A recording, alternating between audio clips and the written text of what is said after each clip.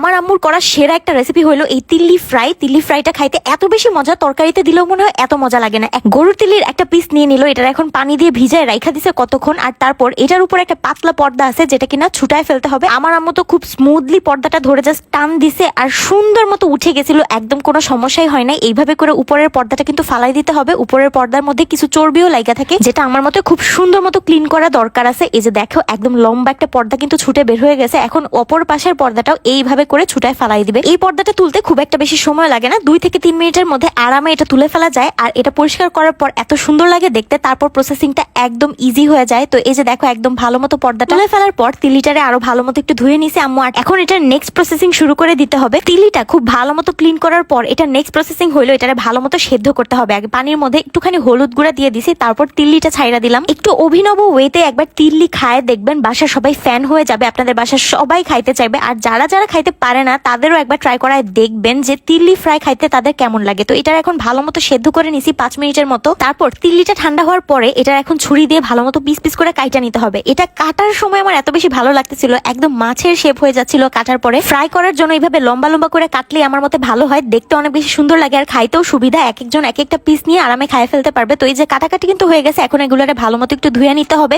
আসলে এমন একটা জিনিস, এটার ধাপে ধাপে খালি ধুইতেই হয়। শিলপাটাটাও ভালো মতো একটু ওয়াশ করে নিছি। তারপর এর মধ্যে পেঁয়াজ কুচি আর কাঁচামরিচ দিয়ে দিলাম। পেঁয়াজ কুচি আর কাঁচামরিচটাকে ভালো মতো বাইটা নিতে হবে। যেহেতু ফ্রাই করতেছি কাঁচামরিচ আর পেঁয়াজ তো আর আনামানাম থাকলে চলবে না, এটারে মিহি করে বাইটা নিছি। আর এখন এটার মধ্যে এক এক করে সব মশলা অ্যাড করে দিব।